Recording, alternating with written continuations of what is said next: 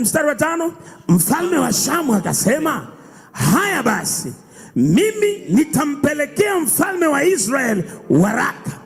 Basi akaenda zake, akachukua mikononi mwake talanta 10 za fedha na vipande vya dhahabu 6,000 na mavazi 10.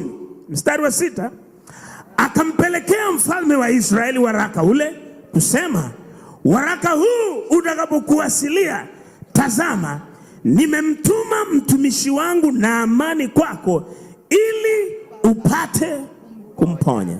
Kila mmoja nitazame hapa. Everybody look at me. Hii point usisahau. Don't forget this. Unajua tunaposoma hayo talanta na nini, it doesn't make sense. Uelewi, you don't about this, all these details maybe you may not understand. Kwa kifupi, in brief, hizo hayo malipo ambayo mfalme alikuwa ameandaa, this payment that the king prepared, kwa hela ya sasa hivi by the current ni sawasawa na kama dola milioni 3. It is equivalent to $3 million. Kwa hela ya Tanzania, to the Tanzanian shilling, ni kama bilioni 7.5. It is equivalent to 7.5 billion. Billion. Billion. Sio bilioni. It's not million. Hebu sema bilioni. Sema bilioni. Bilioni 7.5. 7.5 billion. Mfalme, the king, yuko tayari kulipa hiyo, he is ready to pay this, ili mfanyakazi wake mmoja, so that one of his servant apone, should be healed. Yule mwajiri wako anaweza katoa ngapi ili ukatibiwe? How much can your employee pay for you to be healed? Anyway, jitafakari vizuri. Sasa meditate on this. Mfalme anasema niko tayari kutoa bilioni 7.5. The king says, I'm ready to give 7.5 billion. Ameandika barua. He wrote a letter. Akaipeleka kwa mfalme. And he sent it to the king. Ukienda nyumbani soma hii habari yote. When you go back home, all this. Naamani akafika kule Israel. Naaman arrived in Israel. Wakampelekea mfalme barua. And they sent to the king this letter. Alipoisoma, and when he read this letter, akararua mavazi yake.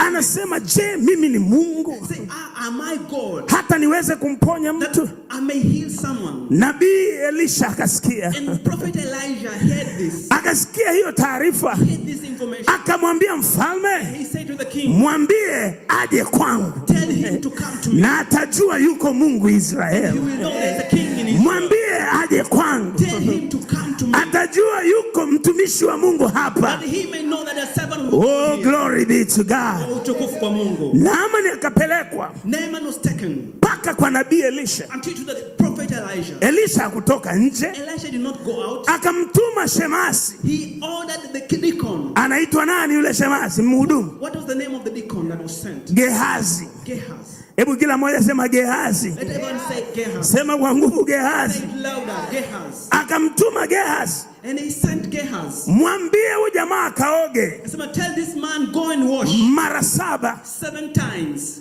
Naamani anasema, jamani, mimi nikaoge tena? Naaman said, should I go? Nilidhania mtu wa Mungu atatoka nje. I thought the man of God would come aje aniguse vidonda vyangu. He should touch my azungumze maneno fulani. maybe he should say certain words. Kwa nini amenidharau hivi? How did he humiliate me? Watu wengine huwa tunafanya hivyo. Some people always do this. Unapokuja kwa Mungu, when you come to God, unataka Mungu afanye kama unavyotaka wewe. God to do as the way you unataka yeye akujibu kama unavyotaka wewe. You want him to answer the way you want. Hapana, acha Mungu abaki kuwa Mungu. Stop and let God be God. Kama atakuponya kwa kutemea mate afanye. By spitting out the saliva. Kama atakupaka matope afanye. If you bite with the mud, let him. Kama atatamka neno afanye. If you speak a word, let him do that. Ninachokitaka ni yeye aniguse. What is him to touch me? Wewe niguse unavyotaka. Touch me wherever you want. Wafanyakazi wa Naamani, the servants of Naaman, wakamwambia bosi, they told the master, kwani ukioga unapoteza nini? what will you lose if you si ujaribishe tu kuoga? You can try and wash yourself. Naamani akaamua sawa, akaoga. And the man said, okay, let me go and bath. Sasa twende kwenye focus yetu. Let's go to our focus. Baada ya kuponywa, after being healed, Naaman akaleta yale malipo. Naaman brought back the payment. Hebu tusome mstari wa 18. Let's read verse 18. Kila mmoja anataka usome kwa nguvu mpaka jirani yako akwazike. Read it loud until your neighbor is. Turudi nyuma tuanze mstari wa 16 pale. Let's go back to verse 16.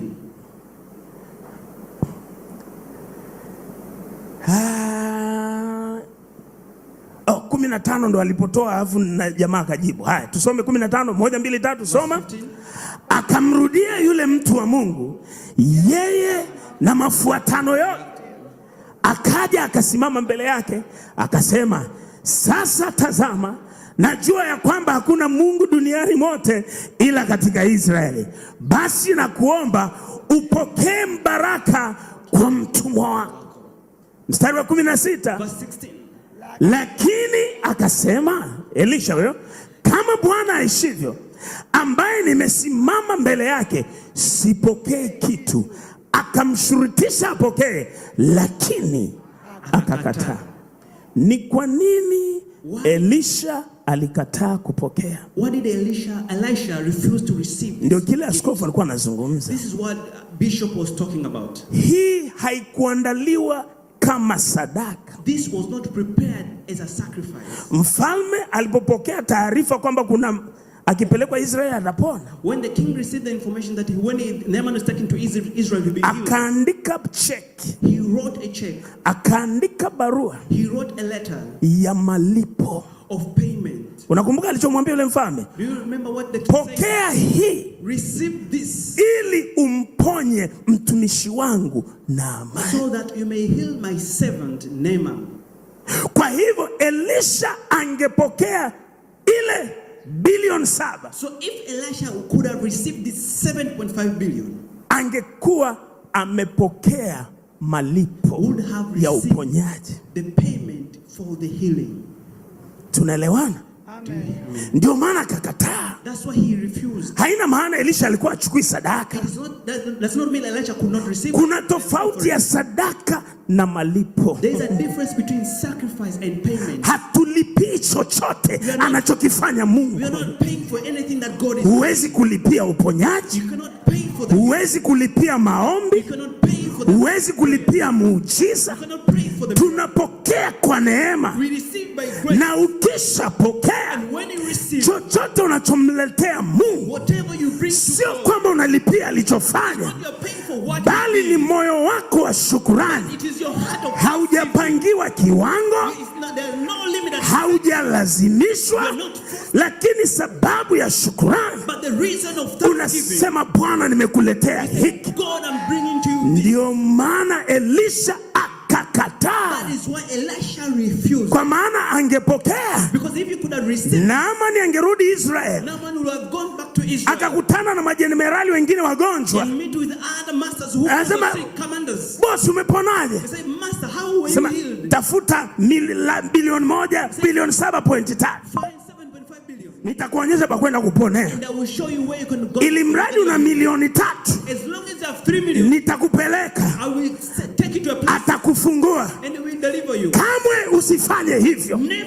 Huwezi kuweka bei kwenye kile Mungu amefanya. Tunapona kwa sababu ya damu ya Yesu iliyomwagika msalabani, na kwa kupigwa kwake sisi tumepona. Sio kwa kiwango cha fedha, sio kwa kiwango cha akaunti yako, ni kwa sababu ya msalaba wa Yesu Kristo. Inua mikono, sema, kwa kupigwa kwake mimi nimepona. Kanisa limeingiliwa na wezi. Ni wakati we have to go back to the Bible. We have to go back to the foundation. Freely you have received, freely you have to give. Mmepata bure, toeni bure. We cannot change the church to become a business. No. We are going too far. Amesema askofu, he said, Bishop, mchungaji na akili yako kabisa, pastor with your sound mind, unaweka bei, you are putting a price ya watu kuja kukuona. For people to come and see. Je, yule ambaye hana, what will happen in the person? Inakuaje? What will happen? Wakati Yesu anasema amekuja kwa walio wadhaifu, amekuja kwa walio kataliwa, amekuja kwa wasio na chochote. Lazima tutubu kanisa. We must repent as a we are going too far. We are going too far. Kama uko na mimi sema amen. If you're with me, say amen. Na askofu amesema wengine mmeshapigwa huko. And Bishop says some of us have been tricked. Mungu atusaidie. May God help us. Sisemi ni vibaya kutoa sadaka. I'm not saying it is bad to give as your sacrifice. Lakini ni vibaya, but it is bad, kuweka malipo, to put a price kwenye kitu ambacho ni Mungu anafanya. What God is doing. Unless unatumia jina lako na upako wa namna fulani ambao sio wa Mungu. You are using your name and your own anointing to do things. Tusifike mahali njaa zikatufanya tukawa wajinga. Not allow our hunger to be crazy. Nabii akakataa ile. And the prophet rejected. Hakukataa sadaka. He did not refuse the sacrifice.